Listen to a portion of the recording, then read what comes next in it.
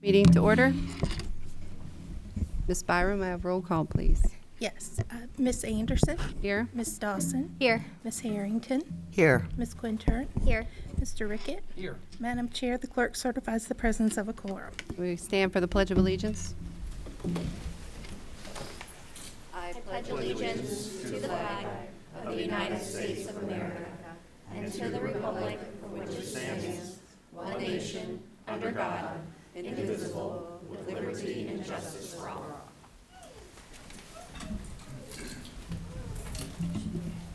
Are there any adjustments to the agenda? Yes, ma'am, there is one. It would be showing up now for your purview under number 7. This is some information we got literally at the last minute today. And so Mr. Pitts is here as well, but we have a little bit more information about the potential of our ability potentially to purchase some athletic equipment from a neighboring school division, and what that could potentially mean for us, and a request from our colleagues across the street to have a meeting later this week. And so we wanted to briefly broach the board with a little bit more specificity now than what we originally discussed at the end of our retreat. So 7A would be the new addition. May I have a motion, please? I move to approve the agenda as amended. May I have a second? Second. All those in favor by saying aye. Aye. Thank you. Before we move on to, now you confused me, and I got to look at my computer and not just my paper. Before we move on to recognitions, please, I just would like to make a statement in regards to the incident at the high school a few weeks ago. We, the Orange County School Board, would like to make a statement regarding the incident at the Orange County High School. The school board and the division's first priorities are to maintain a safe learning environment for all students. We, the board, strongly denounce the repulsive propaganda that has circulated in our schools and firmly oppose discrimination of any kind. The matter was handled promptly and in full cooperation with law enforcement. Information was reported to the staff at the high school about the distribution of 3 business cards referencing white supremacist propaganda. Staff removed all forms. The specifics of the incident and due to the nature of it, limited information has and will be released at this time. So, thank you. Thank you. Thank you, Madam Chair. All right, moving on. Dr. Hornick, recognitions and announcements. Yes, ma'am. Thank you. We have one set of recognition this evening, and we're very honored to have some wonderful folks present. I'm proud to bring forward Ms. Marilee Grubb, the principal of the Lightfoot Elementary School. Marilee, I'll turn it over to you. Thank you very much. Thank you. Good evening, everybody. I'm going to ask for my 2 mentors to come up with me.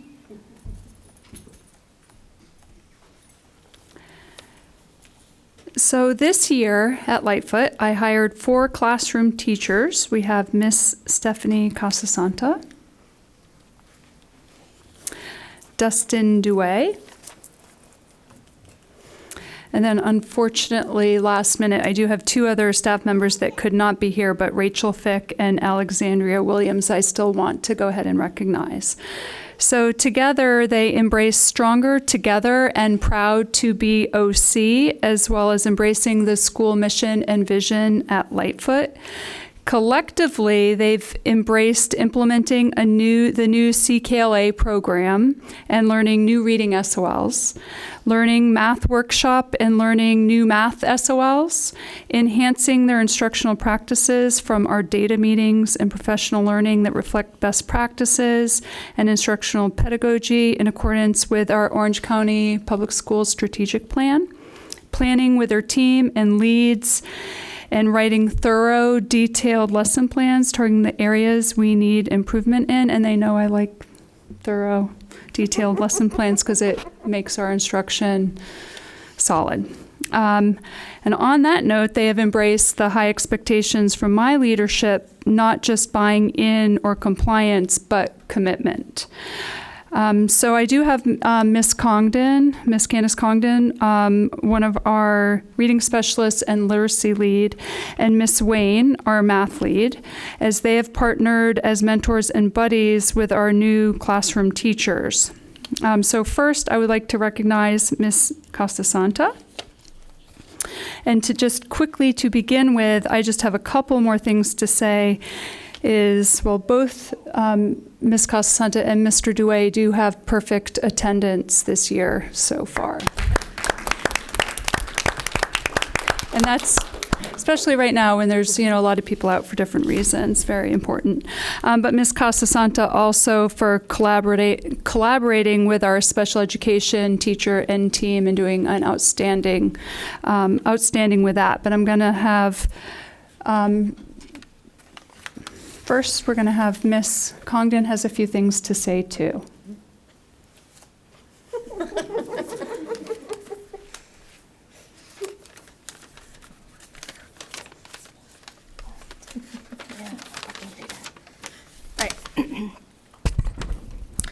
So tonight I have the honor of recognizing two people who have really made their own, thank you, at Lightfoot Elementary. So I know we were starting with her, but I'm going to just push these together. So Stephanie, you are a strong advocate for yourself, your kids, and your team.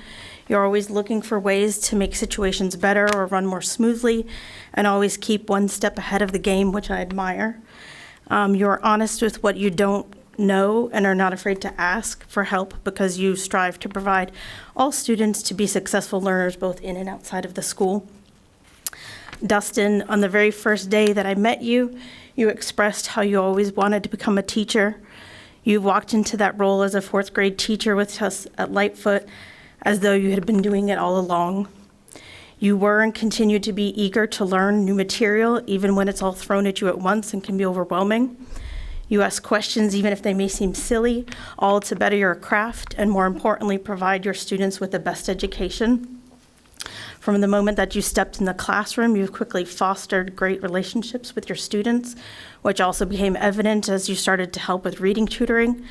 You have been such an immense help during that time for me and continue to help fine-tune our tutoring system. So thank you on that. You are both so dedicated to what you do, and I can always count on you, or either of you, to willingly try anything that I throw at you, knowing that you'll be one of the first to ask me to come in and observe, just to make sure that your instruction is top-notch for your students. You both fit so seamlessly into our little community. It feels like you're both right where you belong and that you have been with us much longer than the short 6 months that it has been, and we are so fortunate to have you both with us at Lightfoot.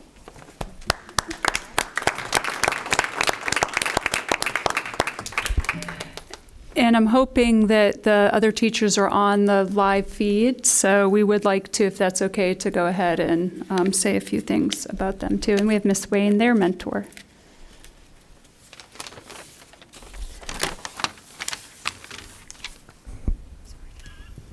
So I have Rachel Fick, who also teaches fourth grade with these two lovely people. And I remember meeting her for the very first time over there doing IMSE training, and I knew that she was coming to the table with a wealth of knowledge and experience, and she was excited about being at Lightfoot. And we're so lucky and thankful that she's chosen to continue her educational journey with us. Your willingness to grow as an educator is a vital part of who we are at Lightfoot. We strive to learn more and do what's best for our students.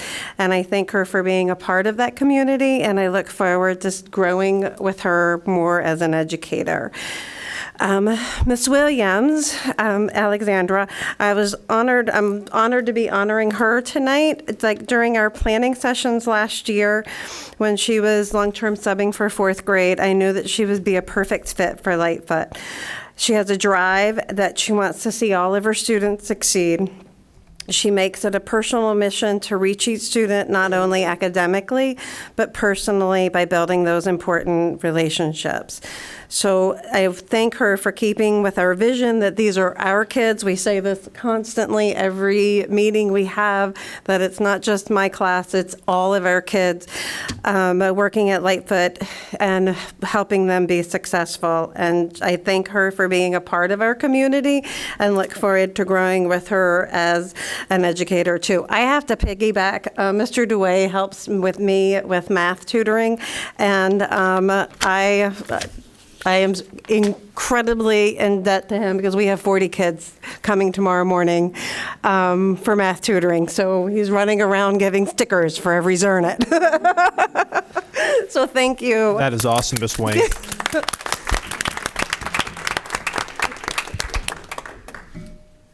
So together, these 4 new classroom teachers to Orange County and to Lightfoot add to our culture and climate of learning. They are why Lightfoot continues to make improvements in our test scores and our attendance, because if they're here every day, then our students are here every day. They truly promote a culture of excellence by encouraging students and staff to reach their full potential. So thank you for choosing Orange County Public Schools and Lightfoot. We hope to have a long, healthy partnership, stronger together, and proud to be OC. Thanks a lot, Mary Lee. Really appreciate the focus on the individual tasks that separate mediocre, good, and great people in general and teachers in general. And it's the attention to detail and the willingness to do the hard work when nobody's looking and the stuff that isn't necessarily particularly fun. And so I really appreciate the focus on the attention to detail and the work that you all do. And to that end, to the board, I know that the February work session is starting to grow in scope. We have a number of important items to bring forward to you. One, of course, will be our proposed budget. It is also within the realm of instruction, it's CTE month, and Renee has long been planning an update for CTE at that time. But also, we would like to bring, so depending on how long that night goes, it will either be the work session or potentially the first meeting in March, and we are going to have an update of where we stand with some of our student diagnostics and performance, and you will be able to see some of the fruits of the labor that individual work that's happening in classrooms and then in professional learning communities, and how that is translating into, we are seeing kids move up the spectrum of achievement as we go through our various diagnostics and other assessments, and how we're seeing far fewer students in the, red or super high need, and that they're filtering out and moving into, needing less and less support. So that work that you're doing at the individual level is also paying off at the school level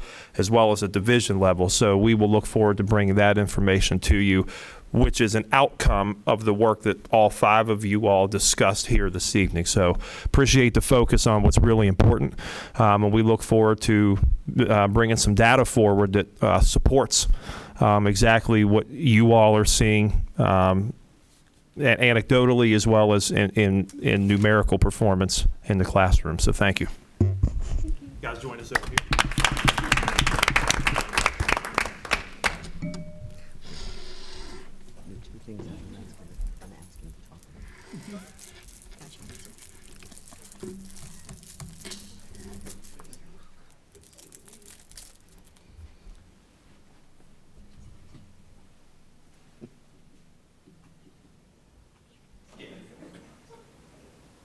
Actually, I want one each of you on each side. I'm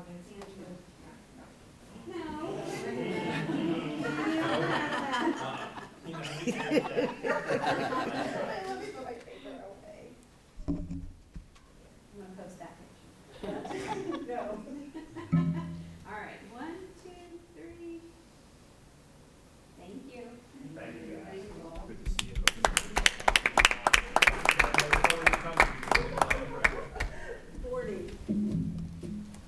Awesome. Yeah. Thank you, guys. Thank you. I have a few announcements. So the high school is having a jazz night February 11th at 6:30 and February 13th at 6:30. And then parent-teacher conferences start February 13th and 14th, so this week. That's it. Moving on. Moving on to public comment. Well, open public comment. Ms. Byram, we have anybody for the public comment on the operating budget? No, ma'am, no one signed up for that portion. Close out that one. Move on to regular public comment. I'll open that up. We have any speakers for regular public comment? Yes, we have two, Lissa Waller and Tracy Laughlin.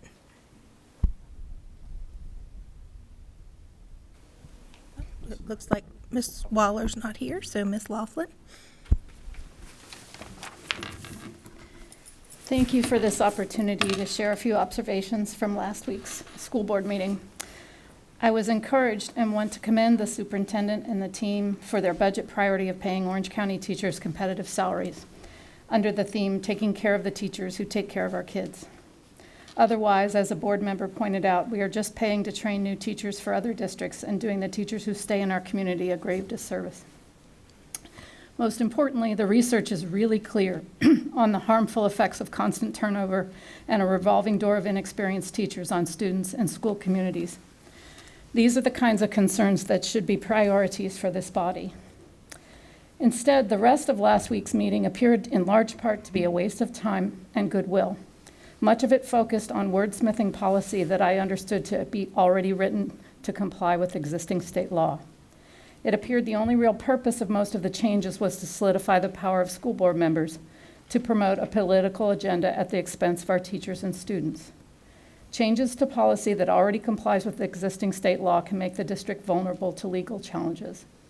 Do we want to spend funds on additional legal review for no reason? In the months to come, this district, like districts across the country, are going to be forced to navigate a lot of uncertainty and as yet unknown challenges. I would ask this community to ask the school board to rein in the distractions and political posturing and focus on its real job, to ensure that all kids have an experience in our schools that allows them to be the smartest, most successful, best version of who they can be. Hopefully, we can all agree that that is what we want for all our kids. Thank you.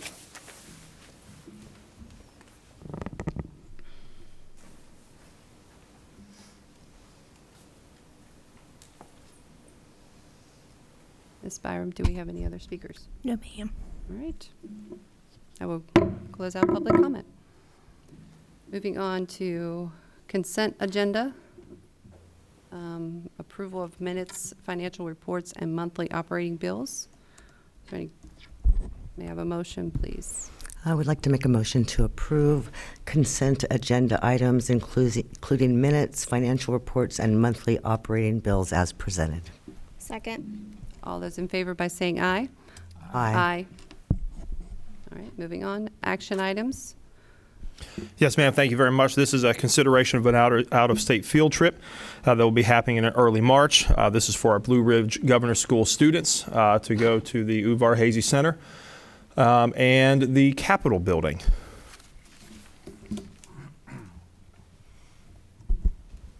May I have a motion or any questions?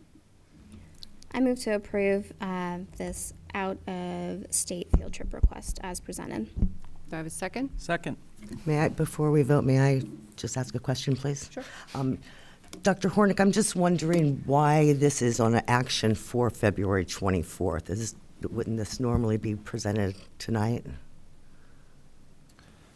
So what we try to do is, depending on the timing, we like to bring forward information to you all as a recommendation, and then not to put the board in a position where you feel like you have to vote. We will notate that the next meeting is when we're seeking action. However, you all certainly have the authority for some of these ones, particularly for one like this, it's kind of more low-hanging fruit to go ahead and take action that night. But we want to be careful in our messaging and to make sure that you all have time should you need additional time to discuss and ask questions. And I would thank you for that, but I would also ask you, is there any timing considerations relative to accepting the funds? Okay, I'm sorry, are we... Am I on the wrong one? Okay, yes, so, yes, you're getting to supplemental appropriations? Yes. I apologize. About the field trip. Yeah, this is for the field trip. This is for the field trip. Okay, I missed that. Sorry about that. It's okay. Yes, ma'am. Well, we have a motion and a second. All those in favor for approving the field trip as requested? I would vote aye. Aye. And I also had a statement to make just about this one. I just looked at the wrong thing, so if you don't mind, I don't know if there's anyone here representing the students that will be going to this field trip tonight. I did reach out to the Blue Ridge Governor's School earlier today just to remind them that we have one of our students, I think she graduated last year, Skylar Ruggieri, who still has a painting on display in the Capitol. And so I would encourage them to go check it out because it's pretty cool. Awesome. Thank you. Sorry about that. No, and so so to your point, when we come to supplemental appropriations, again, we set the request as far as to vote for the next meeting, again, for the information that I just shared with you, so as to not feel that we're putting you in an imposition to have to approve on the night of. Having said that, these are this is really good information. In late July or August or whenever it was, once when we had the budget approved at the time, we needed to, and this was still when Mr. Honaker was here, enter the budget as it stood at that moment in time. There were additional budget adjustments that were then completed after the fact. And so the budget that we have currently in our Munis system actually does not reflect the fact that we received an additional $614,000 in state funding once the budget was complete and all of the dust settled. So this evening, we are asking that you help us out by approving this supplemental appropriation to account for in our budget. And also, with respect to the school improvement grants, we have in total 4 schools who did not meet federal benchmarks last year. It is technically 2 schools. However, because UES and Lightfoot are connected, and the primary and the elementary school in Locust Grove are connected, when the 3 through 5 school misses the mark, the K2 school also is connected to it. It gets the same rating, so to speak. And so there are school improvement grants that we were able to apply for to help us correct the areas. And correct me if I'm wrong, Judy, most, if not all, of this money is going to be tied to primarily professional development and the Virginia Literacy Act and the implementation of our CKLA program. That as well as some math instruction. And some math instruction. And Instructional materials. And instructional materials. So each of these schools were awarded a school improvement grant in the amounts that you see listed. And so we would be happy to move this forward this evening. It would help us if the board would like to take action, but again, we put the request as February 24th so as not to put the board at an impasse or an imposition. Is there any other questions? Are the remaining funds unencumbered, or do we have a plan for those yet? Primarily, they're going to be going to salaries, in particular for our permanent sub-positions. Madam Chair, if it's okay with you, I would move to approve the supplemental appropriations totaling $799,698.98, increase in revenue and expenses.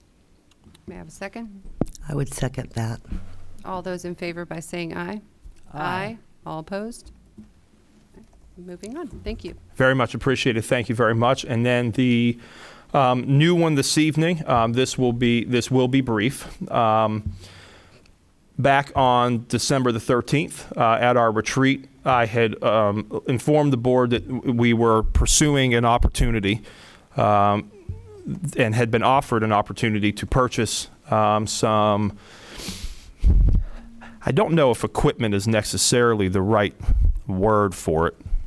Materials to improve athletic facilities is probably a better word for it.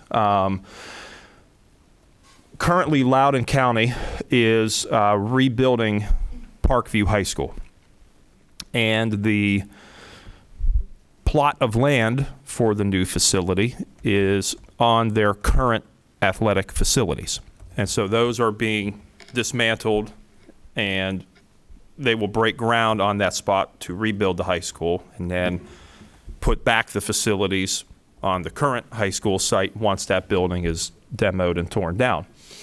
And so they have the general contractor who is doing the work, as well as the superintendent for the job is actually relatively local. He lives on Route 3, I believe, in Spotsylvania. And they reached out to us and said that they would like to engage with us in some discussions about maybe wanting to purchase at what would probably end up being 15 cents on the dollar at most, probably more like 10, various items and materials that we could utilize to enhance our athletic facility. Namely, this investment would cover the enhancement of the field in and around the track at the current high school site. They are offering things like an entire set of bleachers that holds nearly 1,000 people, so nearly 1,000 seats, a scoreboard, 80-foot Musco lights that could be used to light the field. I know I'm forgetting a few others, Marty. They have chain link fence, vinyl covered chain link fence, 4-foot, 6-foot, 8-foot, and 10-foot that they would like to have us purchase at $4 a linear foot. That generally will run probably more $20+ a linear foot to buy it new. And so we are very interested in looking at this opportunity to improve this field. And long term, we would love to see this be our the home of our field sports, in particular field hockey, soccer, and lacrosse. Currently, those sports play on top of Prospect Hill. And it sounds like, as Mr. Rickett remembers, there were some issues with the construction of said site, and the field up there is actually not a regulation size, and therefore we aren't playing on a true competition size field for any of those sports that I mentioned on for field hockey, of course, is girls, but for boys and girls lacrosse and boys and girls soccer. And so Marty has spent quite a bit of time engaging with the president of the general contractor, the contractor, the company. And I had also reached out to so Mr. Rickett and Mrs. Anderson and I met briefly on Friday so that we could catch them up on what we were thinking. And I also then reached out to the county administrator to say we have this opportunity because there's also the possibility to purchase additional lights, which the county may or may not ultimately decide they want to go in that direction. And they reached out today and asked if we would be willing to meet with them either Wednesday or Thursday this week to look at the list and go through it. I know, Marty, we are waiting to get the absolute final list, and our plan is to have it in hand tomorrow that we could share with our board of the various items. And so I just wanted to touch base with the board to let you know that this is starting to come to fruition. We had a team of 4 folks go up to the site. That team included Marty, Mike Neely, the athletic director at the high school, Brian Crane, our master electrician, and Bill Pilkerton, who is a phenomenal groundsman and understands turf management incredibly well. And they went up to the school to actually put eyes on the materials. And we know that it is of good quality. We know that it is packaged, it is banded together. All the components and parts and bolts and nuts and screws are all in buckets. Things are labeled. It is ready to be almost distributed like we were purchasing it brand new, again, for pennies on the dollar. So I would like to have a meeting I will get the information to the board as far as the prices for the various equipment. As one example, they are willing to engage with us with a price of about $20,000 for the bleacher set that holds nearly 1,000 people. We checked with a vendor that we use just to get an idea of if we were to purchase these new, what we'll be looking at, and he said we were looking at probably about $300 a seat to get them new. So a project that could potentially be $300,000 or just shy of that we could do for 20 some. That's why I said we're looking at probably 10 to 15 cents on the dollar. So that's where we stand. Once we have more information, which will be tomorrow, I would send that to the board, and I'd just like to reach out to Mr. Rickett and Ms. Anderson. As you know, the offer to meet is there, and just wanted to see what you all wanted to do next. I mean, Thursday works best for me. Either day is fine with me. So Okay. as long as everyone else is interested in moving forward, we can present it to the Board of Supervisors. Terrific. The only thing I would add is, I interrupted. No, you're fine. No, Okay. go ahead, you finish yours. I would just, Marty and Marshall, relationships matter, man. Super job, you guys. You guys get out there, you meet, your peers within the state, and, things like this. We all know we need fields in Orange County. We all know we need improvements. Some things we can afford, some things we can't afford. This is the path. This is the path. So just can't even say it enough. Thank both of you guys for reaching out to the resources that you guys have, making these connections, these relationships, and then keeping it going. And you're going to help athletics here in Orange County move forward in a considerable way. So 15 cents, 10 to 15 cents on a dollar, that's pretty strong. That's pretty strong. 1,000 seats for 20,000 versus 300,000. Wow, that's a big deal. But thank you guys very much. Any other questions or concerns? No? Good? Thank you. All right. Thank you, Dr. Hornick. Yes, ma'am. Thank you very much. And we will send the information tomorrow once we have the finalized updated price list to all the board members, and Mr. Rick and Ms. Anderson, I'll reach back out and establish a date. I think the offer was Thursday at 4, so I will confirm that with you all. Thank you. All right. Moving on, board member items. I had presented this at the last meeting under our future agenda items, more of a process or procedure, if you will, in the selection of our attorney. Currently, our attorney represents both the school board and the school division as a whole.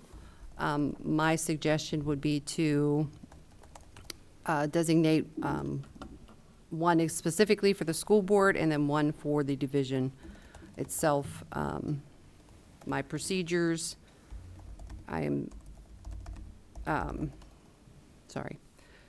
minimum, if we could come together, getting 3 different law firms or attorneys to consider, and putting them through a formal interview process for each candidate prior to selection. And selection of the legal representation shall be a majority vote, by the board. And then obviously 2, then 1 for the school board and then 1 for the division. And then having formal evaluations similar like we do with the superintendent for the attorneys themselves. The division, obviously, if Dr. Hornick is happy with our current attorney, then I would see no problem in continuing that. But I think they need to be separate. I feel that there has been issues or items that have come up where it was difficult for our attorney to represent both the board and the school division at the same time. Giving one of us, having one of us choose another alternative. So I just feel that having two separate ones would be beneficial, so.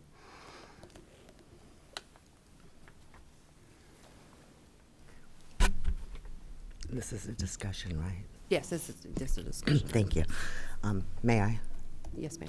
I'm just trying to understand what and why. You said that there's been some difficulty in representing the school board and the division at the same time. I'm unaware of what that has been, and I don't know if this is the correct place to discuss it, but I'm interested.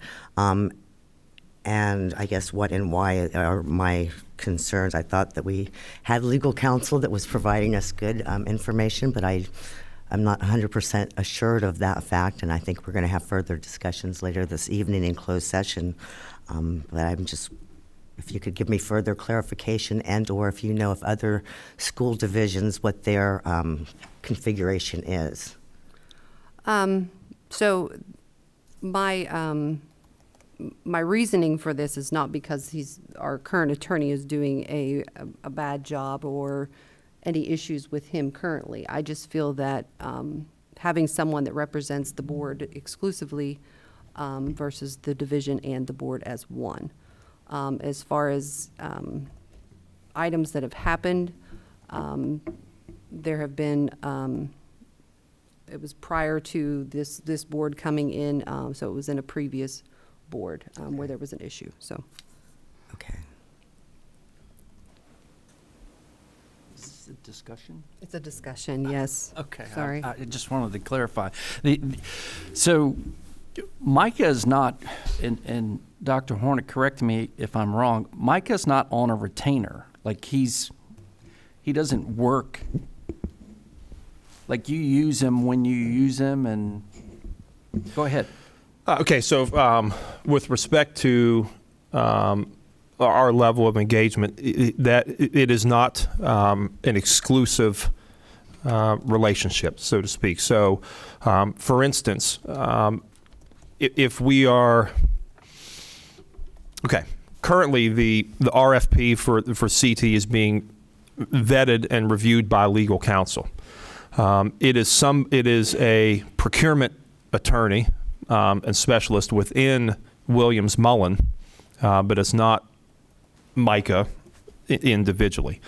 We have in the recent past utilized McGuire Woods to go over specifically some the issues of Title IX and other enforcement. Susan frequently will need to retain the services of Sands Anderson when we are working through cases within special education or other student services. So we already, as a group, do not use one exclusively, because there are areas of expertise that each of these law firms brings, and it is sometimes more appropriate to ask one firm or one particular attorney with respect to another. As far as the school board, before this board was constituted, and with the previous board, our current board counsel did move from one law firm to the other, and what was sent to him at the time was simply, we would like to continue our engagement. Please, take Orange County's information with you. You have our permission to take it from McGuire Woods to Williams Mullen. So us as a division and the board as well together, you have complete flexibility already to work with whoever you would like to, or seek advice from whoever you would like to. The only thing I'm going to add, like, I'm not opposed to you want to distinguish board and division. Correct. Okay. I'm not opposed to looking at that. I know Sands Anderson is on retainer for the county. Would that be something we could have a conversation with her? We could have I think if we're going to go through the process, I think that they could be one of the selections that we could interview. I definitely think that would be a possibility. From my understanding, a lot of school divisions, because they are publicly funded, a lot of attorneys do not require any type of retainer regardless. So I just think that the board being able to select who they would feel comfortable representing them if, God forbid, anything were to happen, or just for example, we had started the policy committee, that we could possibly engage with, you know, an intern of theirs or a paralegal or something that could help us along that process as well. But having someone specifically for the board, that the board would approve as a whole.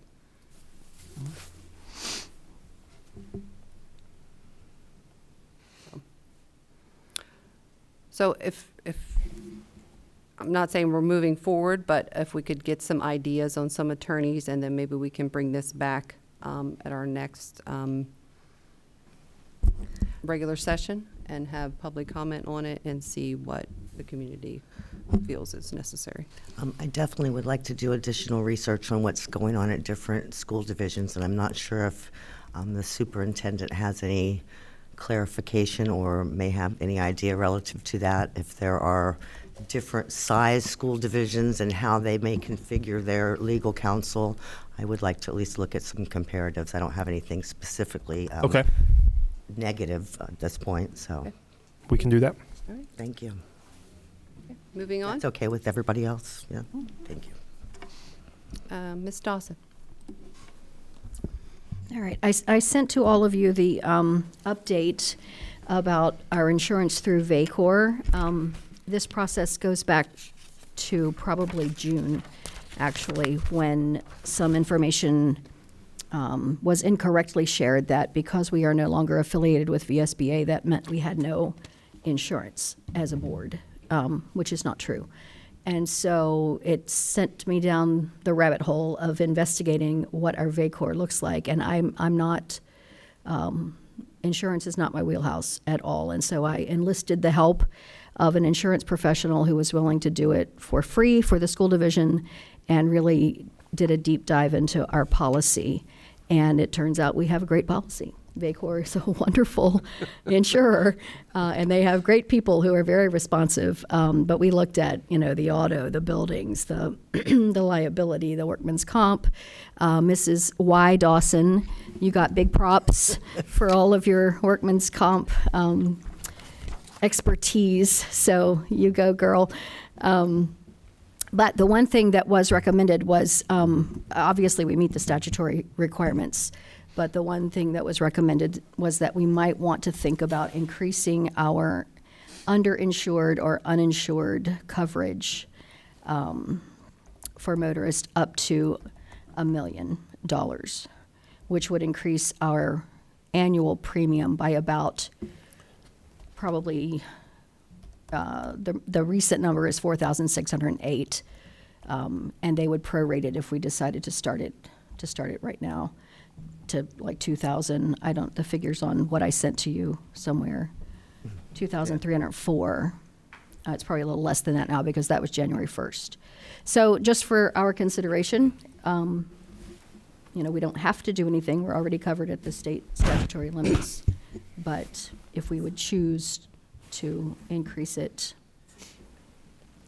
it might be wise. I would agree, having gone through my own personal experience with insurance agencies and underinsured insurance, everything. Medical bills are increasing.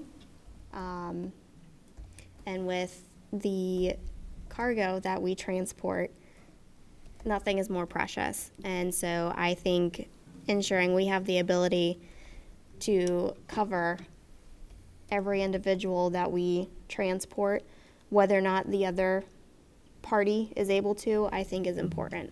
So I would be in favor of increasing our insurance policy limits to ensure that we're able to cover each and every individual.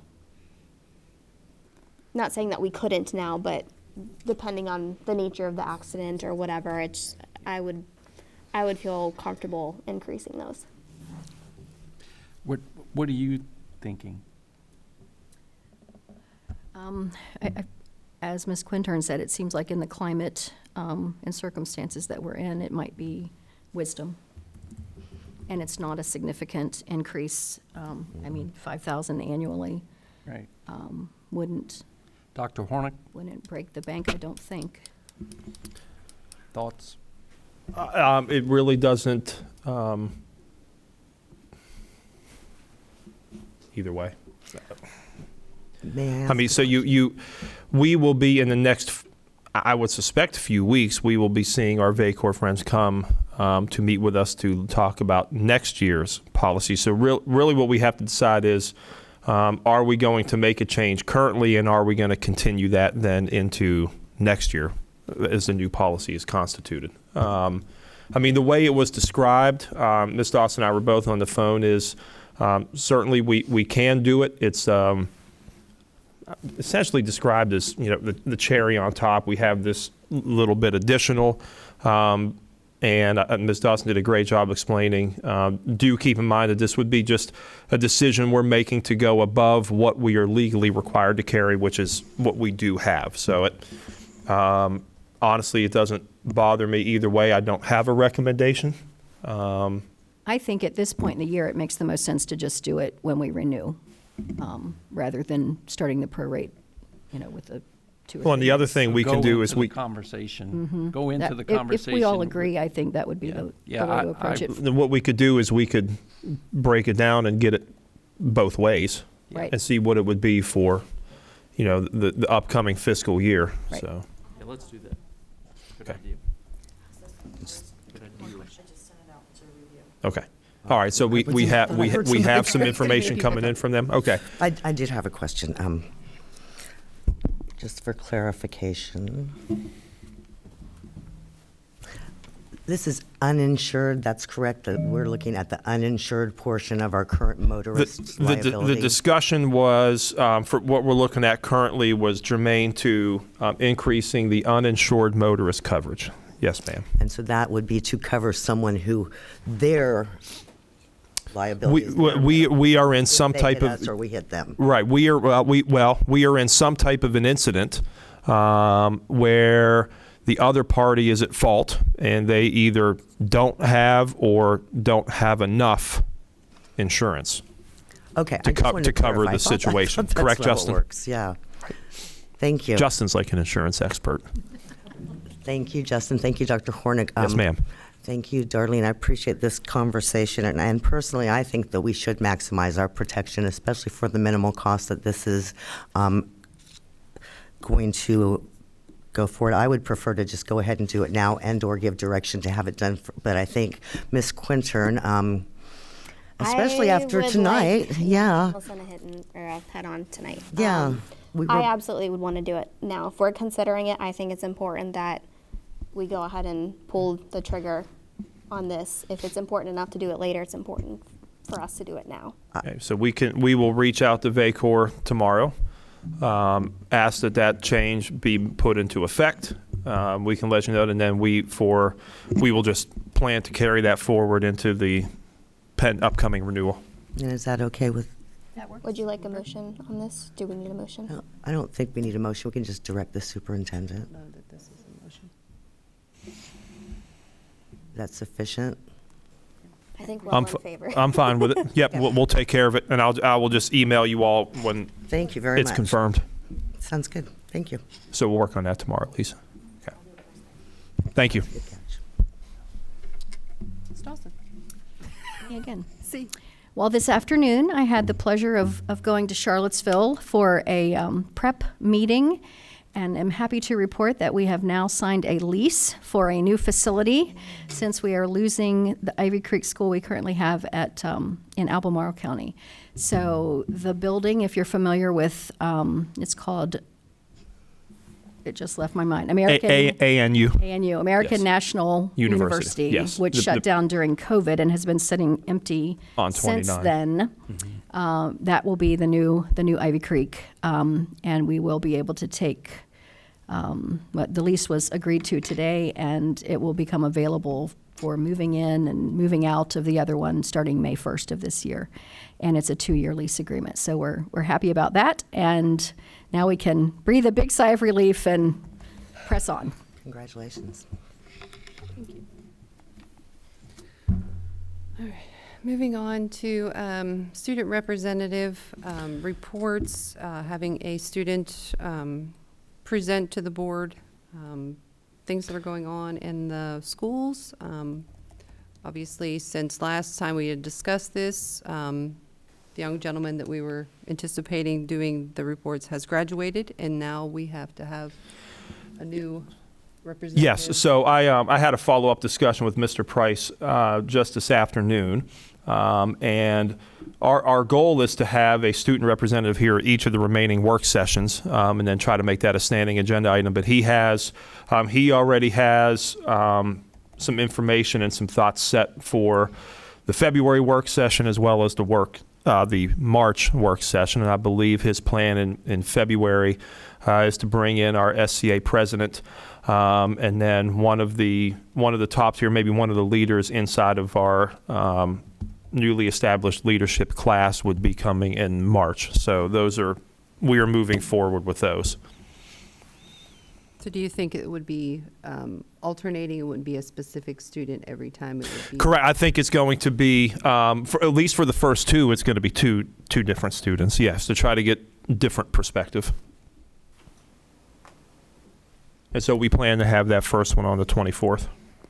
I would like to thank Dr. Hornick for facilitating this and thank the board. This was a process we brought forward last year, and I'm glad we're going forward and going to have some student representation and conversation at what is going on at the high school. So thank you very much. We'll take care of it. Yes, ma'am. Thank you. Any other questions or ideas that you would like to have them report on or anything along that matter? No, I know our meetings are late, especially on a school night, so I think we could also anticipate video recordings or something of that nature, so that way we still have the ability for students to report out to us, but if there's, something going on in the evening that students couldn't make it out to, I think that we should be open to alternative means of participation as well. I didn't quite get the very last part of what you said. Alternative means of participation. So whether it be like through a virtual means or through a pre-recorded report out, I think that it would be good to have the ability for the individuals participating have the ability to determine what works best for them.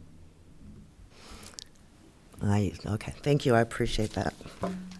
Yeah, I think ultimately having them here is most important, but again, because our meetings are later, respecting their schoolwork and their time as well. So, and again, we can look at where we place them on the agenda as well, possibly towards the beginning of the agenda too. That's correct. Yep. Okay. All Thank right. you. Moving on to E, School Board Code of Conduct and our board governance, bringing that back from our reorganization meeting. This was Ms. Dawson and Ms. Harrington have put these together for us. Would either of you like to start and kind of explain or go through the list? Well, the list has been posted now for about a month, and there were some suggested edits from some of you. So I don't know if we want to just go through it item by item and discuss. I'm not sure what the Maybe process do a straw poll per should be. item. I would like to go through it item by item and have a discussion. I think that helps us to synthesize it and bring it, so we understand it. And I would also just remind us that these are guidelines. These are not policies, laws, or hard and fast things. When we find something that we feel maybe need to be a little flexible with, we can have that flexibility. But I think that it is good to have these guidelines so that to the best of our ability, we recognize and remember how we're supposed to act in public, and for our constituents, they understand also. And I think that I think, Mrs. Dawson, last time when we brought this forward, you did give a little bit of feedback or a little bit of overview of why we came forward with this. Did you want to repeat that just for information continuity? Well, for a year, we've been talking about improving the way the board functions, the norms and protocols that we would like to have in place to give all of us a little bit of guidance regarding interacting from the dais and with each other and with the administration and superintendent. And so these just, we Sandy and I together researched, Sandy did most of the research on documents that we looked at, but then we also looked at other school divisions and the code of conduct that we had approved last January that came from the VSBA, but really sort of duplicated a lot of what we put together in this document. So we thought it might be best to just merge it into one document so that we're not, it's unnecessary to have redundancy. So this is the result of quite a few hours. Yeah, quite a few well-spent hours. Yes, I agree. So if you... So do you want to just look at this first? Start at the beginning. Okay. So norms and protocols and the interactions. I don't think I need to read them to you. Are there any that are? Can we read them out loud? You Just wanna read because, them? again, there are people that may watch the video and may not be privy to reading it at this point, and I think, again, it helps just to state it out loud and see how we feel about it. If it's something that we don't have comfort with, then we can have that discussion. If it's something we're good with, then we can keep going forward. Just my thought. All right, I'm willing to read. Am I being elected the reader? You go ahead and start. If you'd like, I can take All right, over. number 1, involve the community, parents, students, and staff in developing a common vision that is focused on learning and achievement responsive to the needs of all students. And I would say if anybody has a question or concern, we just let us know as we're going forward, right? Is that... All right, continue. Number 2, adopt, evaluate, and update policies consistent with the law and the vision and goals of Orange County Public Schools. Number 3, maintain accountability for student learning by adopting the district curriculum and monitoring student progress. Number 4, hire and support the superintendent to implement the vision, goals, and policies. And excuse me for just a moment, I do have a question on that and a little bit of a discussion. As I was looking through these things to remind myself everything we had worked on, and then I was comparing that to the current code of conduct for school board members that we had in place last year and before. I would like to request or suggest that where it says hire and support on item number 4, that we consider using hire and delegate administrative authority to the superintendent versus just support. So just, again, something for consideration.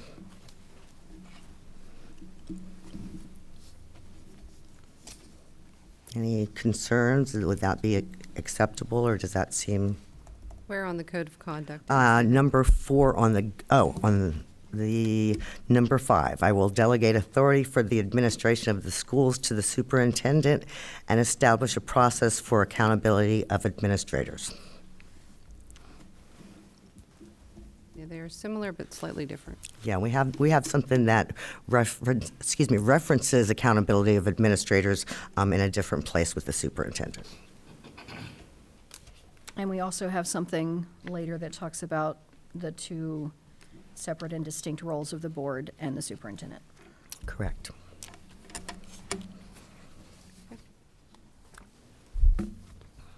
All right, I'm fine with the change. Okay.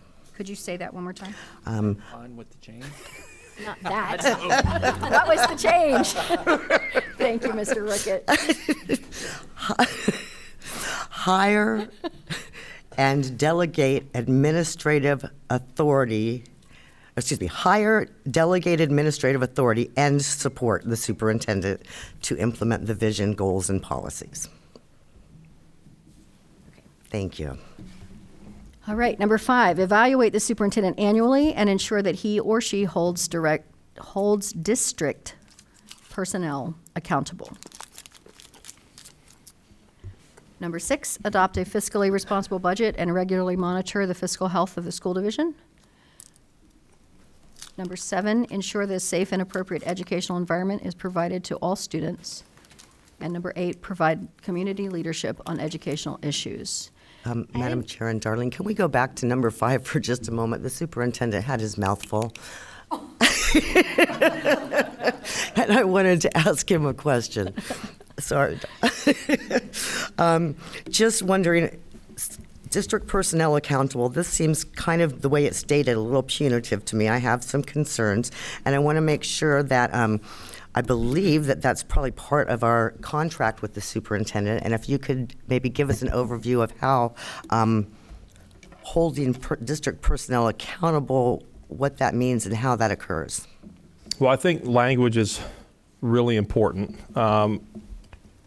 At some point in December, or maybe early January, probably December, I was meeting with Mrs. Dawson, and it was shortly after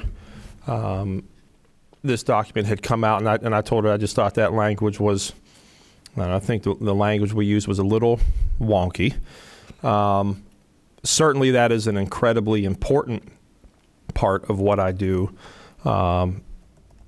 It seems a little unique that is the one singular part of my job that is drawn out specifically.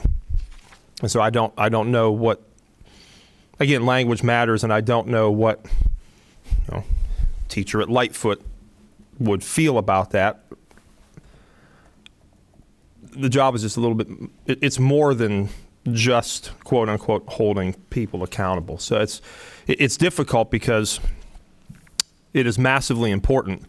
I actually find accountability not quite as important as people taking responsibility, right? And that's you have a little bit more of an obligation there and a desire to do well in your moral compass. I hold people accountable for sure. It was just unique that was the only kind of portion that was drawn out. I have an amendment for that, if I could offer. So evaluate the superintendent annually and ensure that he or she complies with all school board policies, which would encompass holding district personnel accountable, ensuring that curriculum is reviewed. I mean, it would encompass, I think, the majority of your duties. And if I may, I was going to ask, because this item does reflect some of the language in number 5 on the Code of Conduct, where it says, delegate authority for administration of the schools to the superintendent and establish a process for accountability of administrators. And I was just checking, do we have a process in place? Has that been established? Is that communicated to staff? Where are we looking? I'm sorry. On the old one, on the number 5, the old Code of Conduct for school board members that we're kind of incorporating into our new document. Are you seeing it? Oh, okay. In the Yeah, Number 5. number 5 on the board.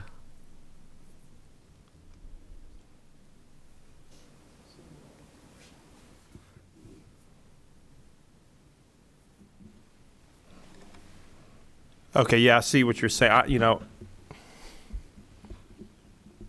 Because if there is already a process, maybe we just say uphold the process for accountability in addition to administering. There are many facets to the process, from establishing expectations to formal and informal check-ins, both at the beginning, the middle, and the end of the year, as well as many times in between.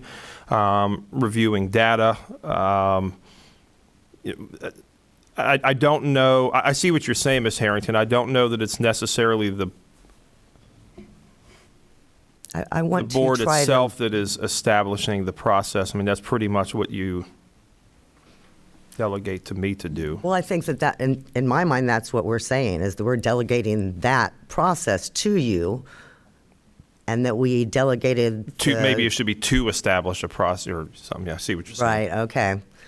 So again, it sounds like there is a process currently in place to make sure that people get the support they need in addition to being held responsible, get additional training, a Absolutely. level of accountability. So I don't know if we need It's to have extremely that high. statement, but I will defer to other conversation.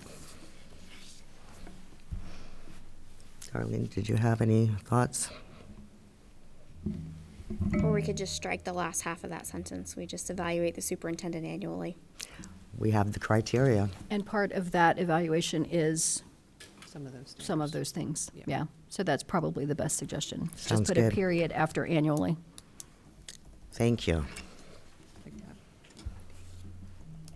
I do have kind of an overall question.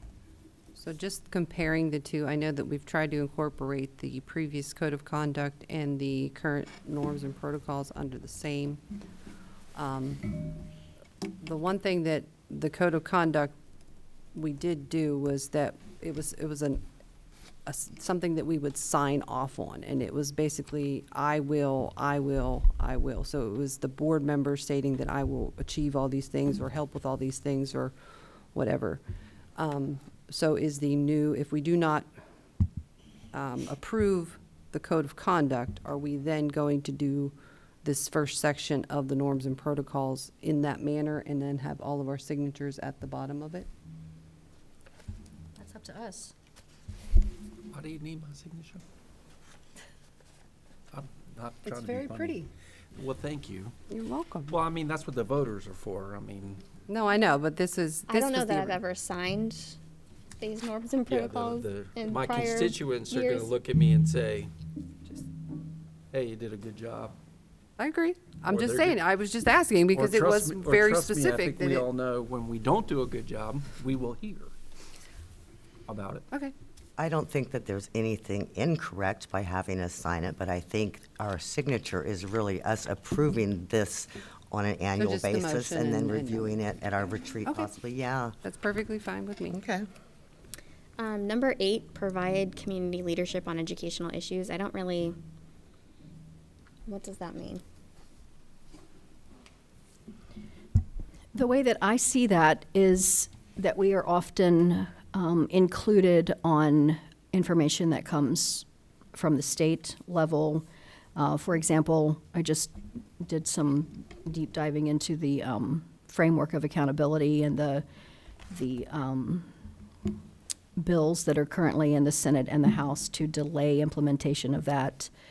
Those kinds of things that we can share with our constituents, the issues about digital media impact, about the fentanyl impacts, all of those kinds of things that are issues that come up, and lots of times we get, the emails or the notifications, and it could be helpful if we are in a position to help share that with our communities. It's So maybe just talking to people about what we know about the educational, issues that are facing our division. And just for an example, I do provide information on educational issues and board things. I provide a report that I send out in the Lake Currents at the Lake of the Woods. I participate in their board meetings. I report to the external affair committees. So the information that I provide is what we're doing here to try to improve and go forward in supporting educational issues and student improvement, CTE, those other type of things. So that would be an example of what I would kind of think it occurs, and or just individuals that you have conversations with. okay.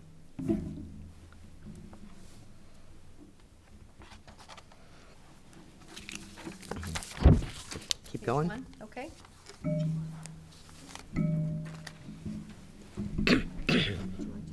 Sure. Okay.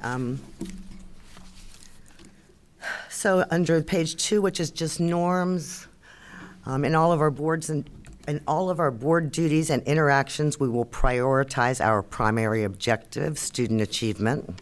I have a hang up on that one because my primary objective would be student safety. And I don't know. And I don't see that, I don't want to, rank one above the other. I think it would be important to have both. Maybe we prioritize our primary objectives, student safety and achievement.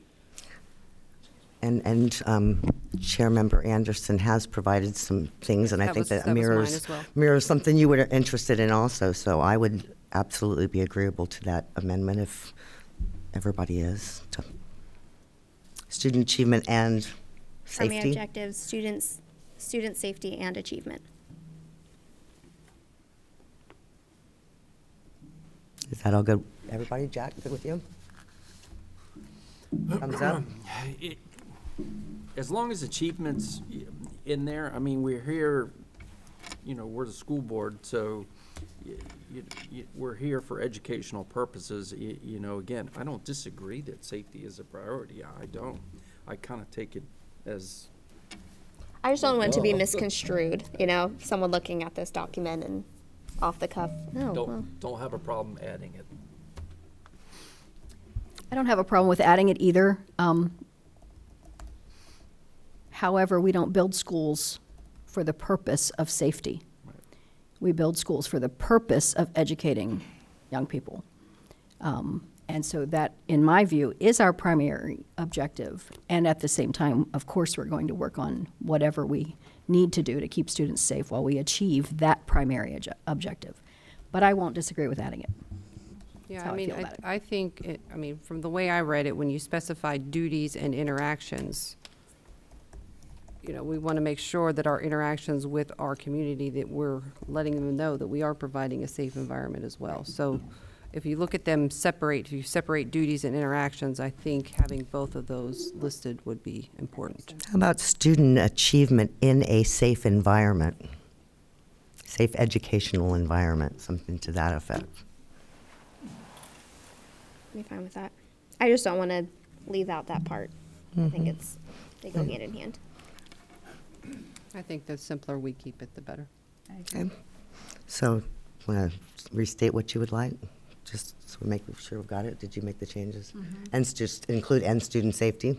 Sounds good. Thank you. Number 2, we will hear each opinion, but ultimately we will act as one board. We will speak candidly and courteously to each other and listen to different opinions with an open mind. We will help each other to depersonalize disagreements, exercise due diligence in researching law, data, and facts, and recognize that good governance is best achieved by considering all viewpoints in the decision-making process. So I had one amendment, strike through the second, third sentence. We will help each other to depersonalize disagreements. I don't feel that that's necessary. I think the statement should be, we will exercise due diligence in researching law, data, and facts, and recognize that good governance is best achieved by considering all viewpoints in the decision-making process. So just strike through help each other to depersonalize disagreements. I would have to respectfully disagree with the striking of that. I think that sometimes because we are working in an environment that we care so deeply about, the education and instruction of our students, sometimes we get a little bit, overly excited. We might act a little and take a little things more personal. And I think I have been reminded in the board meetings before by Ms. Quintern that it's not personal, and I appreciated that. So I would like to include it, but I will again defer to the remainder of the board.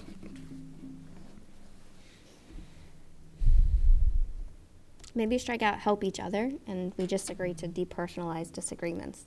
We don't need to really help each other do that. We just take ownership of that on our own. I'm fine with that. Thank you. So just We will- strike help each other, Help each other too. too. So we will depersonalize disagreements, etc. Thank you. Number 3, the chair or designee will speak as the official voice of the board. A single board member will not represent the school board without the consent of the entire board, and board members making personal statements, parentheses, in a format including speeches, articles, social media, email, etc., should clearly communicate that these statements are their own opinion and not the position of the school board. Did you have Any questions, comments? I had an amendment to that one. Oh, After the board will, a single board member will not represent the school board without the consent of the entire board, period. Any board member wishing to make personal statements in any format, including speeches, articles, social media, email, etc., should clearly communicate that these statements are their own and not the position of the entire board. So essentially just making it 2 sentences. Yeah. That's fine. anything else? Number 4, we will recognize our proper role of oversight and governance and not confuse it with day-to-day management of the school system, which is the responsibility delegate, and I added, this is my add there, delegated to the superintendent. So I would request that we add that, but again, it's open for discussion. I was fine with the original wording. Either way, it doesn't matter to me, which is the responsibility of the superintendent or which is the responsibility delegated to the superintendent. Either way, I don't have a preference. It essentially says the same thing. Mm-hmm.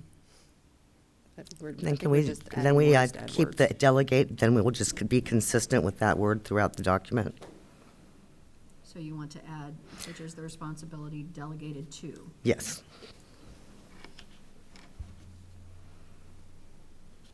That's fine.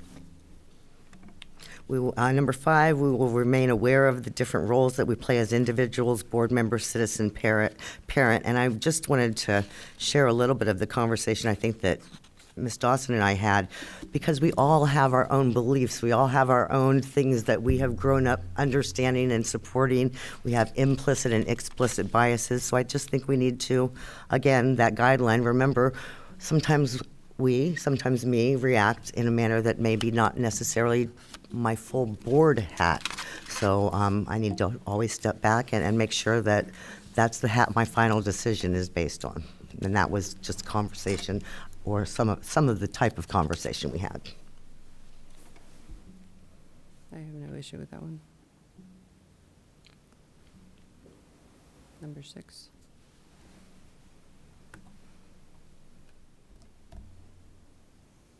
And I think you had some questions on that, Ms. Anderson. Does that make sense, or does that? Oh, no, you had questions on number 6, the next one. Got it. Okay, number 5 is good. Number 6, we will maintain open communication with each other, the administration, faculty, staff, and community at large. And you had a question. The code, why is the code listed there? So we had that discussion, that was actually a late addition because there were certain things as we went through that are actually designated in code or in the SOQs. So we just thought it might be helpful to know that it is a code requirement or an SOQ requirement. But if you don't like it, we can strike it. It was just an informational purpose kind of thing. I think when you and I talked, it was like this Carries helps more to let the constituents, the public, know that we're complying with our state requirements also by doing this. Right, but this is really just questioning our open communication with them. Saying that we will. That's why I wasn't sure why it was listed there. I mean, I understand that, yeah, putting good code there makes more. Just that's the expectation by. Is that for our benefit or for the staff and the? For whomever would like to read it. I would strike it because we don't have code and SOQs by the majority of these, where I feel like the majority of them would fall under either or. So I would just strike all of them. That's fine. I appreciate the time you guys took putting it together and getting the information, but For your review. Okay, sorry to take so long, everybody. Where we at? So just strike that, everything else is good? Mm-hmm. Number 7, we will prepare in advance for each meeting, come well-informed concerning issues under consideration. No issues raised so far. Number 8, we will communicate public reaction and opinion regarding board policies and school programs to the full board and superintendent. This is something that's already under number 7 in our previous code of conduct. And I know that you had some questions relative No, to I just wasn't sure what you were trying to, what it was implying. Does it make sense? What number on the code of We're conduct? on number 8. You said, please clarify what this means. How are we to communicate? What are you asking us to do is what I'm not understanding, because public reaction, an opinion regarding board policies in the school board to the full board and the superintendent. The way I see it is as questions or comments or complaints or suggestions come to us, we share them. Like last week, I shared the gentleman who was concerned about us not having the Veterans Day holiday. It's just, frequently I'll call one of the administrators or Dr. Hornick or one of the board members and say, this is what I'm hearing, what do you think? That's as, I don't think it has to be any more complex than that. We're just The only sharing. reason that, that's why I was clarifying is because if you look back, we will maintain open communication with each other, the administration, faculty, staff, they both say basically the same thing, in my So opinion. striking one or the other. Yes, that's why I was questioning, it looked like redundancy, that's all. Okay. That's, yeah. And 7's a lucky number. So we can, that was. You choose which one you want to strike, but I don't think we need both of them. Okay, I hear what you mean now. Yeah. I didn't understand what you meant, but now I do. I prefer the earlier one. Number 8's a little, it's worded a Keep it little simple on funny. number 6? Yeah. Yeah. So strike 8. Number 8. Thank you. You sleeping over there, Jack? I'm awake. Okay. For Next, we have all of the list. So I would suggest, I don't know, but I like reading them all, but I know that it's a time-consuming thing. Would you, I have no problem. I'll go through mine if that's okay. okay, that's what I was just thinking, maybe those ones that had concerns or suggestions we could address versus every single one. I like that idea. Okay. All right, so under the list, Can everybody hear okay? You're talking kind of quiet. sorry. Speak into your microphones, you speak to each Thank other. you. Are you trying to say I'm not loud? You're good. Thank you. Don't, but still would help. For those who are hard of hearing. All right, so under developing the board agenda, the chair, vice chair, the only thing that I would have when available, because we can't force the vice chair to be there at every agenda preview meeting. That's so. good. Is there any other ones on, anybody else have anything on that one? No, ma'am. All right, number 2, placing items on the meeting agenda. The first part, I believe, was okay. Board members may also request to add items for future agenda items, and this is my edit, instead of to a future agenda during a meeting, I put for future agendas under board member items during the meeting. It is important for the individual board member to keep track of future items via the board's clerk spreadsheet. I agree with that.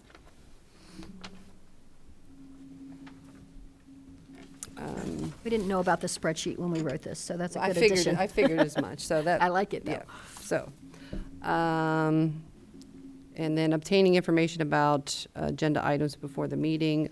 The only thing that I had here was board members may contact the superintendent prior to the meeting with any questions. Didn't say, I think it needs to be may. Yeah, I agree with that. I agree. The next one, number 4, had no issues. Number 5, handling complaints or concerns. Striking the Virginia code on number 5. Yes, striking the code as well. We'll just do that on everyone. Yeah. Am I removing that? I can't remember. Oh, I was taking out individual board members have no authority to fix problems. I took that out. You took it out? I took it out. When problems arise, the appropriate order of whom to contact. Okay. So when problems arise, Take the. it out. I actually like the individual board members have no authority, because often people come to you and say, here's my problem, fix it for me. I thought it was a great way to start. And we can't, because we're a 5-member board, not individual people who can necessarily do something today about an issue other than bring it forward and try as a board to address it. So I personally like that it's there, but I'm agreeable to whatever you all think. Well, I mean, I understand that, but again, isn't this a document that's going to be for us? Yes, but it's public as well. True. I'm fine with Melissa's, or Chair Anderson's, amendment. I also have concern where it says the chair will respond to emails sent to the entire board, although individual responses copied to all are also acceptable if desired. This could potentially be a breach of public meeting laws. And so I have no idea where you're at, Chelsea. I'm sorry. Where are you at? Number 5, paragraph 1, 2, 3, 4. Thank you. So what, I'm sorry, can you repeat We it? can't copy all. Let's say somebody sends us an email and I respond, then Melissa responds, and then immediately Jack responds. We now have a meeting, and that's a breach of Virginia code. So I am not comfortable with that. I would like to strike, really preferably that whole section. I think if we desire to communicate with either our constituent or another, I think we have the ability to do it. Although with the understanding that the chair is the formal voice of the entire board. I think the question we were trying to address is we often get emails addressed to all 5 of us. And I'm never quite sure whether I should say something or whether Mrs. Anderson is going to be the one to respond. Most recently, you were the one to respond. So we just go with whoever gets on it first and let it ride. It was guidance for us, for me in particular, about exactly what, I mean, if I know it's one of my District 2 constituents, then, but often I don't know who it is. So. I don't know how to fix that one. I don't know how to fix it either, but it just seems like so often people say, well, I sent emails and nobody answered me. And in my case, I will admit that I've been waiting to see if somebody else answered, like Mrs. Anderson as chair. But I understand the meeting law too. My rule of thumb, in my mind, if it's addressed directly to me, I respond. Obviously, yes, but if it's addressed to all 5. If it's addressed to all 5 of us, I think Dr. Hornick should probably chime in a little bit on, depending on what it is, on whether it, Dr. Hornick needs to chime in whether or not it needs to come before us in a meeting. Chelsea brings up a good point. We can't do the email back and forth because it ends up being a meeting.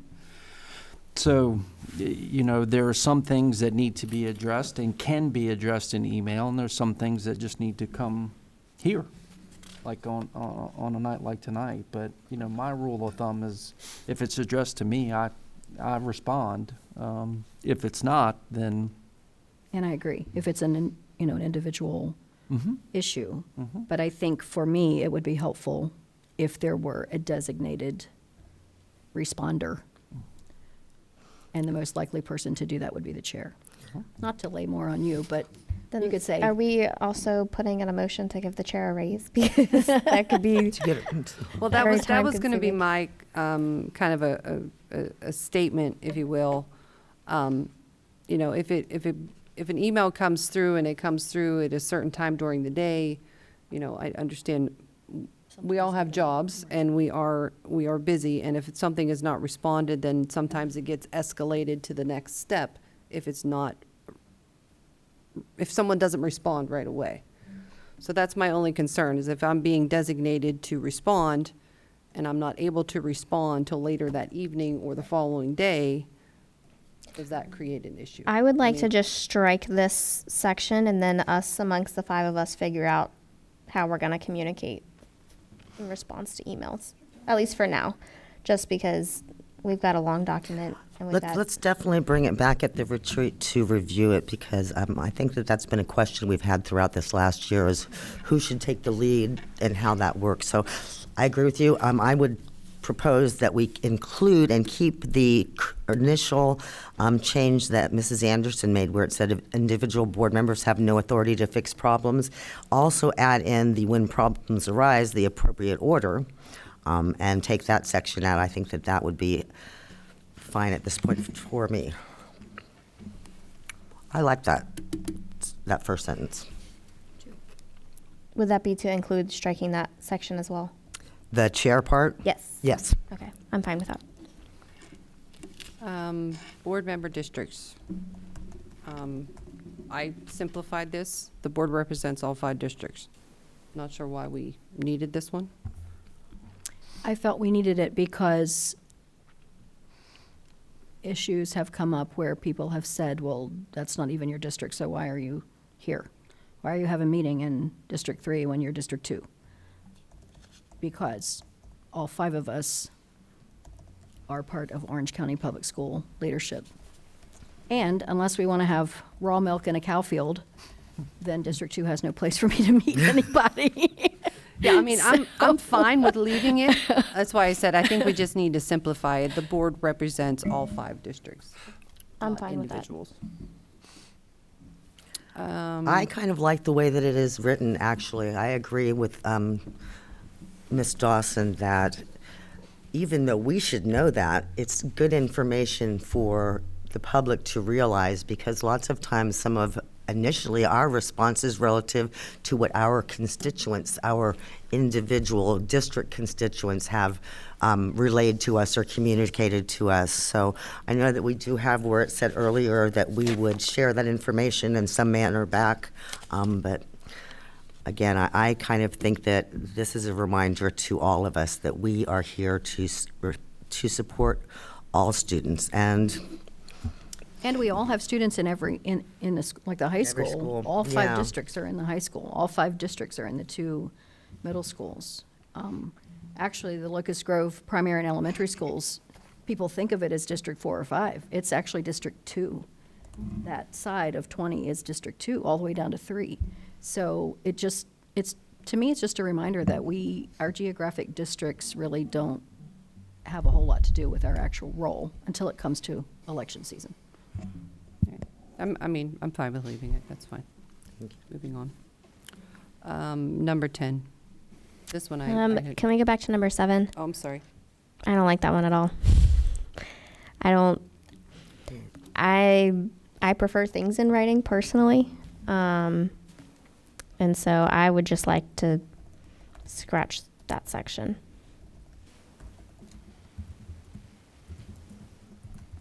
I think that one was included because that's been legal counsel because of Freedom of Information Act law. My preference would still be to remove it. I think it also paints a poor picture that we'd prefer to speak individually on the telephone than have a documented conversation. I don't really like that one. I think ultimately, if the information that we're providing each other via email, if we're not hiding anything, why do we need to speak face? And we do have something in here earlier about board members are communicate with each other and, Yeah. yeah. Okay. That's fine.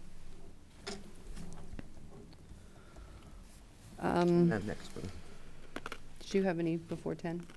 No. I only have a few more. I'm sorry. We've got the Virginia Code on 9. Just Number you on? Oh, yeah, the Virginia Code on 9, take that one, remove that. also, if concertable work more than 2 hours is required to generate data, the full board must discuss and endorse the request. I'm not really comfortable with that. I understand that if a request takes more than 2 hours, then we need to understand that we're going to wait longer to receive that information. But if there's information that a board member desires, I don't think that it should require the entire board's consent to ask for that information. So I would like to scratch the second part where it says the full board must discuss and endorse. I would like to add the board member requesting must understand, I don't know how to word that, must understand there will be a delay in a response on that request.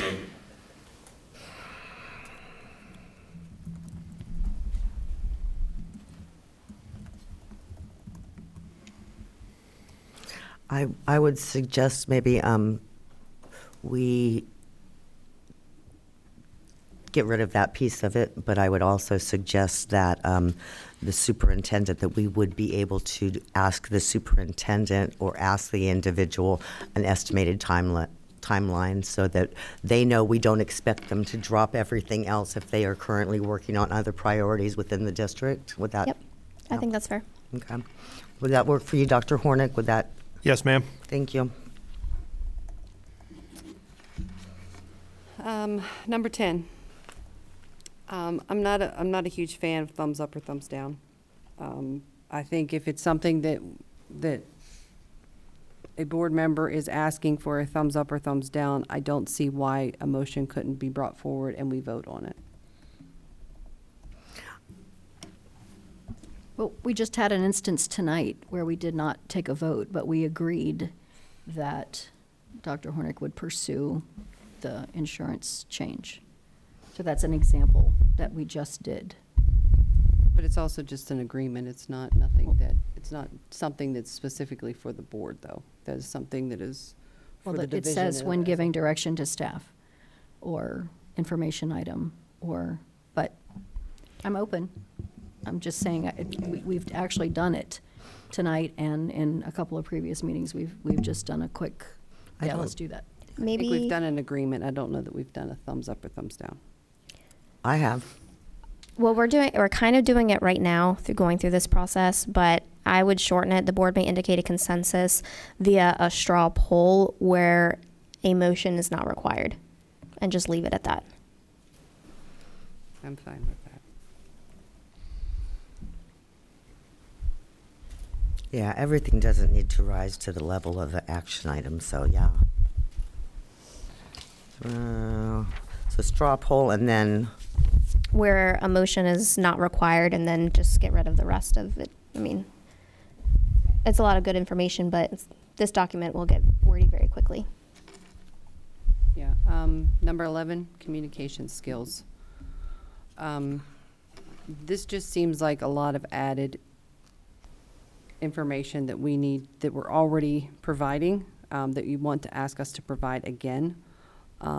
A summary of each board meeting will be prepared by a school board member, rotating as assigned by the board clerk, the school board clerk, or the superintendent, and posted to the school board page on the division's website.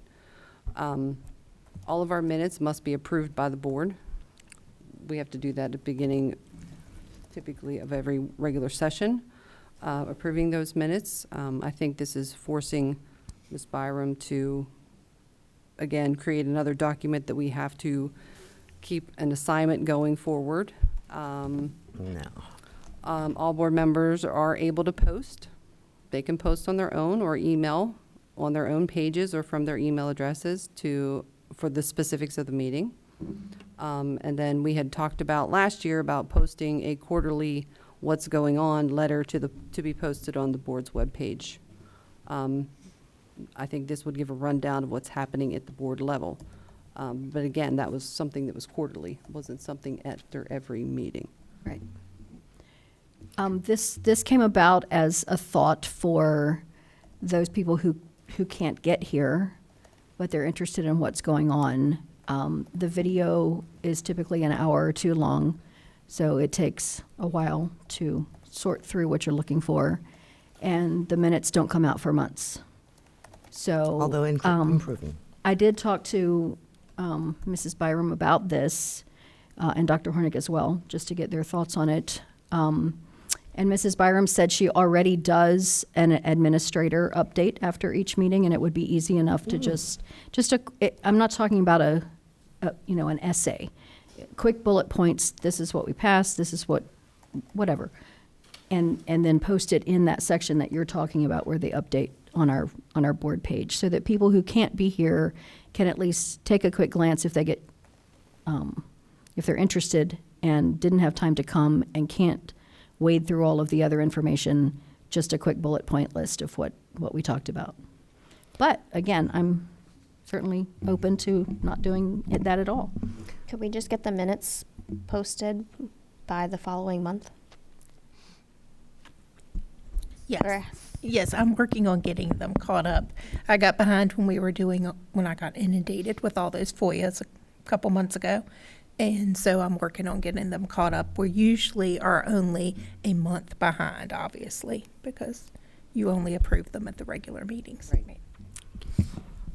I would just say that if we did do some kind of communication tool, it would not be a reflection of minutes, so it wouldn't have to be a board-approved thing. It would be like just a bullet point, just something broad and overview of what happened. But I did not know that you provided a report to our admin. Could we get a copy of that maybe after this meeting, and could give us an idea of what's going out, and that might be sufficient for us? Sure. What I do is I just keep a spreadsheet of every meeting and every action that's taken.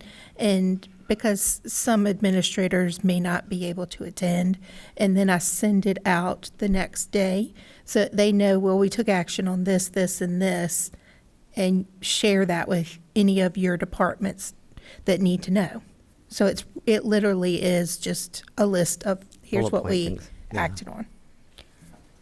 So could we just have that tagged to the meeting date? So that way it's on the website, it's by the meeting that happened, and folks can refer back to it. Yeah, I could try to figure out how to do that. Because I don't want to duplicate, you don't need any more work, so.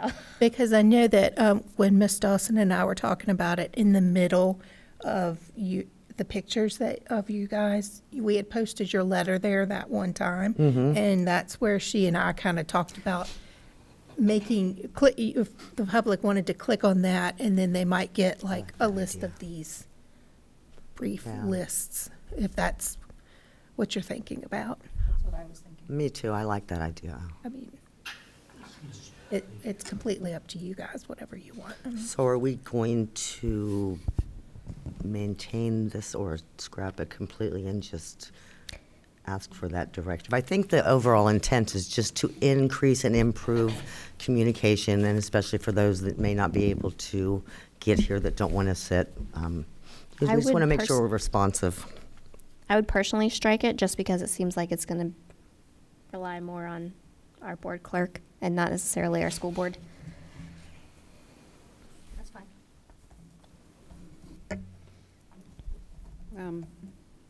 I have one more big one, and the other ones are just little simple ones. So, assignment of committee members. Committee assignments are voluntary and based on each member's area of interest and expertise. You noted a 2-year term is preferable for committee services. Board members are appointed. This would be my addition.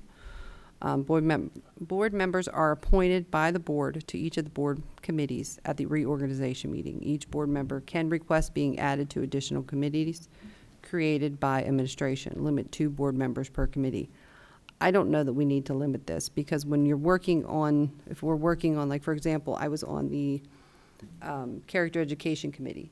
And when you're working on that progress, depending on how long that takes, you may be just at the next step when you hit that 2-year mark, that you need to continue, but because you're already in it and involved in everything that's going on. So to bring another board member into that committee to replace this person that was already there, you have to learn the process over again. You have to learn what's going on. I think that it was. Yeah, I think we didn't word it well, because exactly what you said is exactly what we meant, to keep continuity. It's probably better to continue in your committee for more than 1 year. And Even again- though our reorganization document says it's a 1-year thing. So we just add- didn't write it well. Adding, where it says a 2-year term, a minimum of a 2-year term is preferable.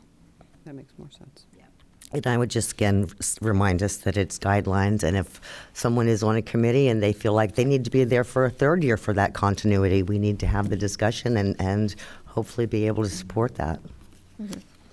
13 or 14? Anybody?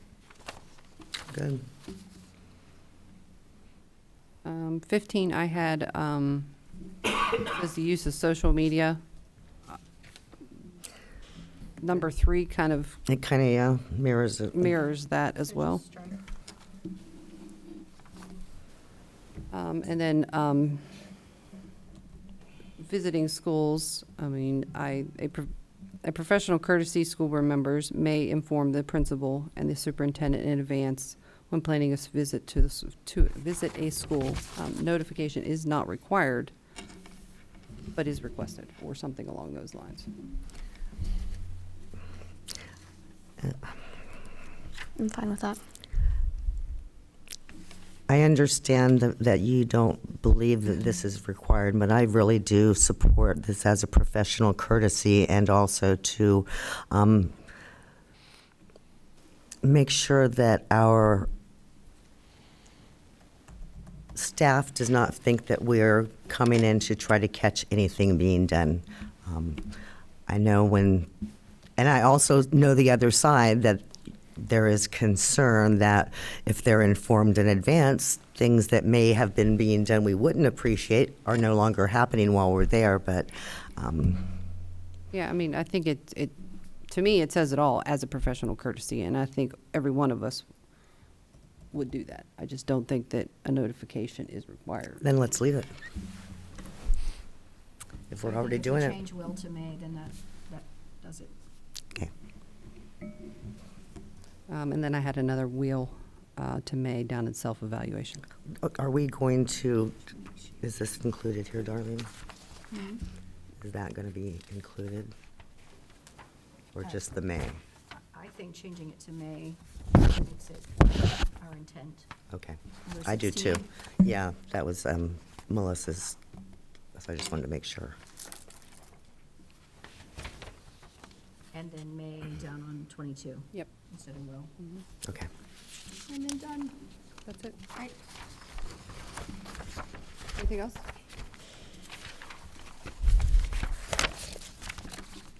Thank you for taking the time to go through it. Thank you both for doing it. That was a lot. I hope it's helpful. I mean, if it's just a piece of paper that we're gonna file somewhere, then it's not worth the paper it's on, but for me, it was helpful to work through it. I think so, and I think the intent A lot of those things were is. questions I had in my first year that I never really got good answers to. I had under number 22, the school board may conduct a self-evaluation annually, and then there's a comma at the end that should be a period. And so, Spell check. You said 22? 22, self-evaluation. Yeah, I had May, change The that. school board. Change to May. I like will, because we really need to do it. It really needs to happen. And then a period at the end of that. Oh, wait, hold on. And then your It Virginia continued to period. the next page, sorry. Disregard the period. So self-evaluation annually, period? I didn't see that it continued, so I'm fine with the I thought that it just ended. You don't have to say during the summer retreat. It just seems like a good time to think back and look forward. I'm fine with leaving it. Okay. So change it to May. Or not. I think so. I don't agree with it, but that's, I will. I like def- May. Shall we thumbs up it? Agree or disagree? I'm sorry. Sometimes I'm incorrigible. Yeah, you're as bad as me sometimes. And you're encouraging Jack. Thank you. Straw poll? So I know that this is kind of an area that I want to talk about more in depth, just relative to how we manage the agenda and how we put things where we put them. To me, this item has not been included prior to tonight that we have taken any discussion or anything on, but it's not necessarily identified as an action item. So thoughts? Do we want to approve it tonight? I would like to approve it tonight, although I am having a hard time with that because I like to have a maintained process, so I'm fine with going forward with it tonight. I personally, how we've been doing it on the board, the action items are kind of suggested by our superintendent and clerk. Hey, you guys have to essentially vote on this tonight because we require your guys' authorization to move forward. Whereas everything else on the agenda can be an action item, but doesn't have to be, is the way I've interpreted our agendas. Yeah, I think as far as this particular item, I'm fine with having a motion based on the amendments that we made. Could we potentially, just recommendation, and on our agenda, if we're going to maintain things under school board items, or is that what the title is? Board member items, can we at least put in parentheses behind that item, whether it's discussion, first reading, or whether it's action item? I just want to, again, for clarification to the public so that they know that we may be having action on a specific item that night, and they do have the opportunity to provide us public comment. If you actually click on the link under type, it'll tell you what it is. At the top, like on this one, it says it's Oh. in action tonight. But yeah, but not on the board, actual board agenda. I see what you're saying. Okay. I Yeah, do if see you- what if you're you saying. print out So the on the long actual version- individual If pages, you but print out not the on long the version, agenda. all of that prints out. Got it. Yeah. Thank you for clarifying that. I never print out the long version. I guess I will now. Ms. Harrington, I try, it's not very noticeable on these agendas, but I try to put an asterisk next to the ones that, so if you are just looking at the list of items, you can see which ones are action, but it isn't very You noticeable. know what? I did see that asterisk, and I was looking for somewhere on the page where it told me what that asterisk meant, so thank you. Okay, thank you very much. All right. Madam Chair, I move to approve the school board code of conduct, board governance norms and protocols as amended collectively this evening. Do I have a second? Second. All those in favor by saying aye? Aye. And opposed? Thank you. Thank you. All right. Thank you all for your hard work. Moving on, Thank you, Darlene. Thank you so much. Policy Committee. Ms. Quintern, were you able to have the calendar?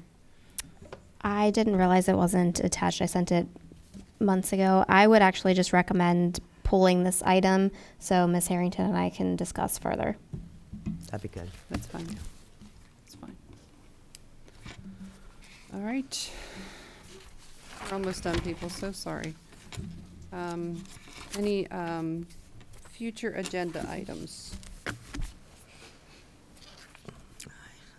Policy Committee. Please keep notes. Thank you. And I did finally get that today.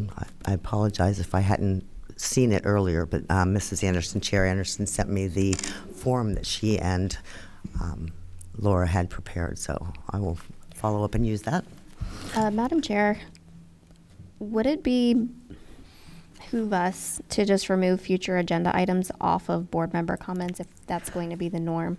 Is suggesting it through that new form? I think the idea of the future agenda items, from my understanding, is just so that the public is aware that that's something that we will be bringing forward. And it doesn't always necessarily mean that I'm requesting or we're requesting something specific for the next thing. It's just, oh, this is something I would like to maybe come back to at a point, so. Yeah, and I think there was, in the form, there's actually a place where you can designate what meeting you would like it attached to. You don't have to put a date in there, and you could just put in the notes that this is just a placeholder for the future or something along those lines. But it doesn't have to be a specific date added to those items. But so to clarify, any item that we bring up during this time, we must also put in that form, otherwise it will not be included in the next. Correct. Okay, Correct. that's what I was trying to get at. I mean, again, we're relying on Ms. Byram to get us the minutes and understanding and going back through the meeting, and really it was relying on her to go back through the meeting and making sure that everything was added to the next agenda when it was supposed to be. So this will help keep all of that on track. And again, it's a Google form, so you can actually go in and utilize it while you're sitting here, type in what you're going to be putting on, and then it will magically appear in Laura's land over there. Any other items, future items? I do, for future agenda items.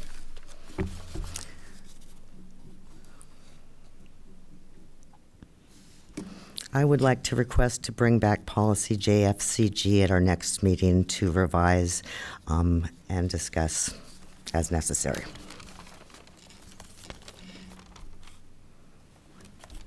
And I will put it on the spreadsheet or the form also, so thank you. I think the other items that I have are more discussion versus agenda items. Okay.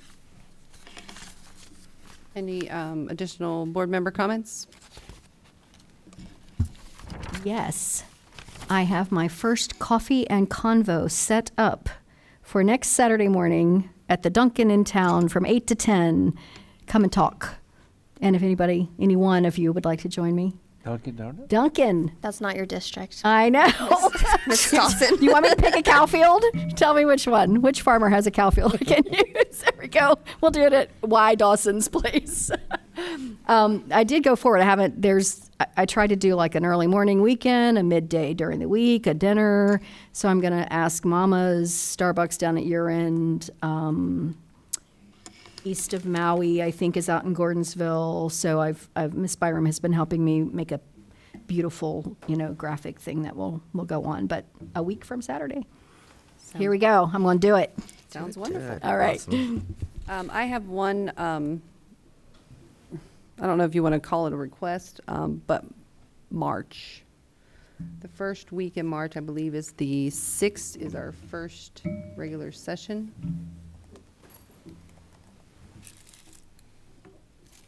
The 3rd. What is it? Sorry. The March 3rd? The 3rd? Sorry, that's what I meant. March 3rd is our first regular meeting, correct? I will be at a conference out of town that whole week. So could we postpone that to the 10th? That's why I had 10th wrote down. It's the following Monday.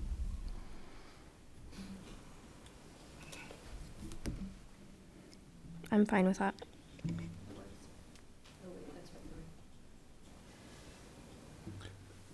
Dr. Warren, any conflicts? Well, daylight savings time starts, and maybe it'll be light when we're driving home. Hey. So I'm okay with that. I don't All know right. if that's a conflict. That's just a plus. No conflicts. I would just, Dr. Hornick, I believe that date you have as needed or called meeting or budget work session. Yeah, so, in addition to that, Right, so our plan originally germane to the original calendar was to present the budget to you all on the 24th. And so since we were already holding the 10th as possibly a meeting date anyway, most of us have no conflict if we just need to move the 3rd to the 10th. okay, Yes, that works for me. that's no problem. Yes, that was the night of the public hearing, so we will just, our required public hearing, so we will move that to the 10th. I appreciate it. Yes, ma'am. Thank you. Okay. Thank you. May I have a motion, closed session, please? Pursuant to 2.2-3711A of the Code of Virginia, the Orange County School Board will convene a closed meeting for the following: discussion of personnel or the performance of a division employee as authorized by Section 2.2-3711A1 of the Code of Virginia for resignation, termination, transfer, employment, salary adjustment, and retirement of employees. Also, consultation with legal counsel employed or retained by the school board regarding specific legal matters requiring the provision of legal advice by such counsel as authorized by Section 2.2-3711A8 of the Code of Virginia. Second. All those in favor by saying aye? Aye. Aye. We're in closed session.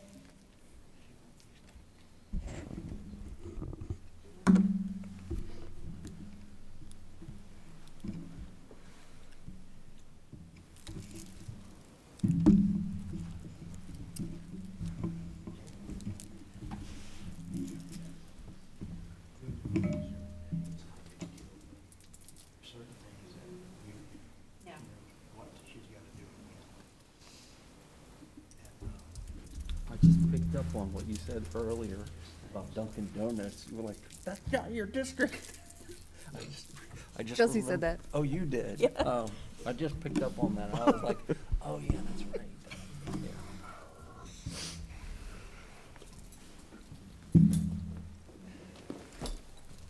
Everybody needs to come to Orange. Come.